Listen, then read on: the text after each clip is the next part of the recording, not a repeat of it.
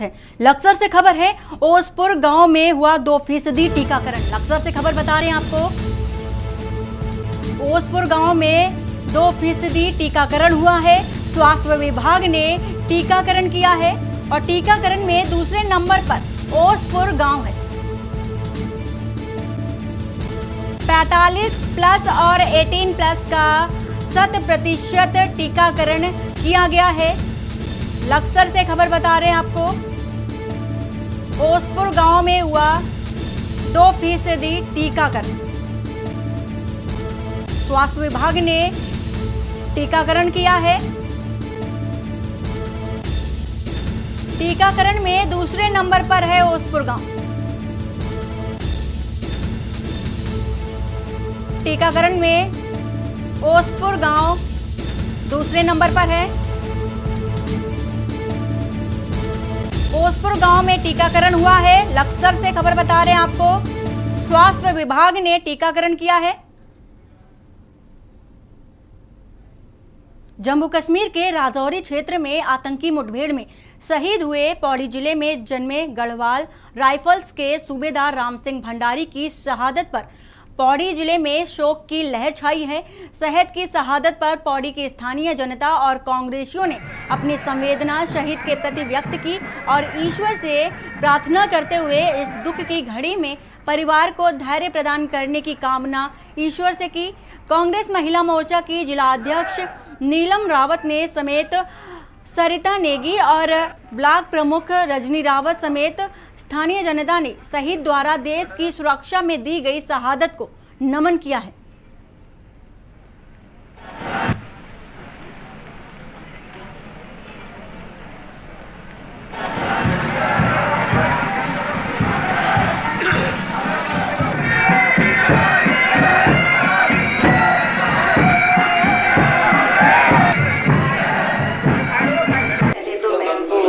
नमन करना चाहती हूँ जो हमारी वीर जवान जो शहीद हो रहे हैं हमारे सरहदों में, बॉर्डरों में, सबसे पहले हम उनको सशक्त नमन करते हैं। और ये बहुत ही दुखद घटना है जो अभी थोड़े दिन पहले चौबट्टा में हुई है, बाबू ब्लॉक में हुई है। इस तरह जो हमारे शहीद दिन ब दिन शहीद होते जा रहे हैं और बेमौत मरते जा रहे हैं, ये बहुत ही दुखद घटना है। पहले तो मैं उनको सशक्त नमन करती हूँ कि उनकी शहादत को, कि देश के लिए जो अपनी जान को निछावर कर रहे हैं।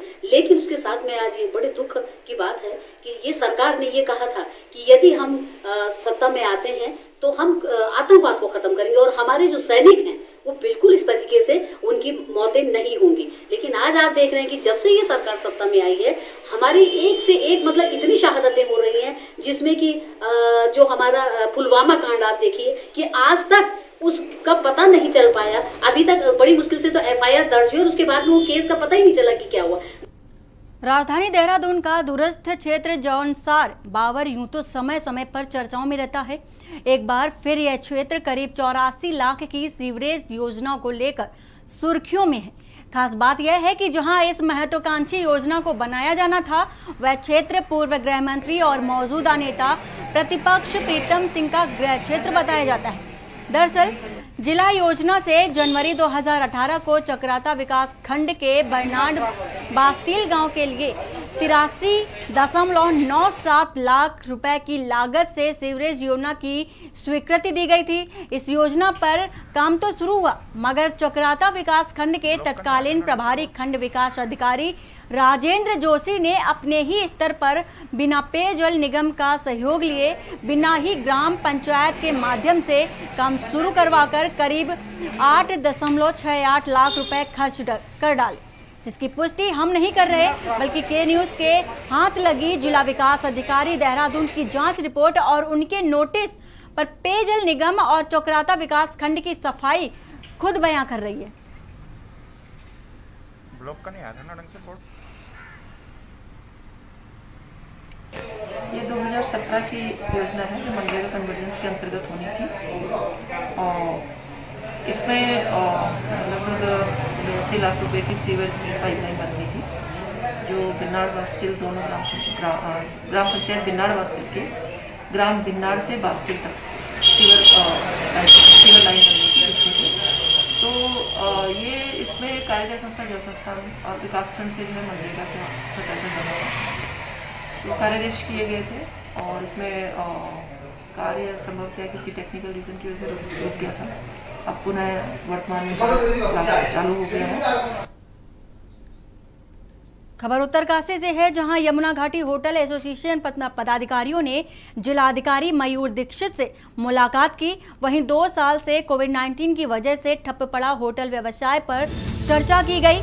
मुलाकात बिजली पानी का बिल व बैंकों से लिए गए ऋण वसूलने पर लगे रोक ब्याज पर भी माफ होने की बात कही गई, जिस पर डीएम दीक्षित ने कहा कि आपकी समस्याओं को पूर्व में ही शासन को अवगत करा दिया गया था। गुलाबी कांटा ट्रैकिंग को भी बढ़ावा दिया जाएगा, जिससे युवाओं व स्थानीय लोगों को मिलेगा रोजगार। और जिलाधिकारी ने कहा कि हम युवाओं को होम स्टे के लिए भी ऋण दे रहे हैं।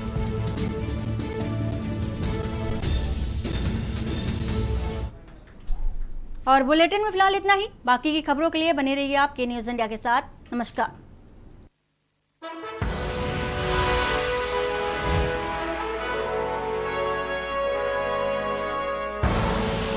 आप देख रहे हैं के न्यूज़, खबरों का सारथी।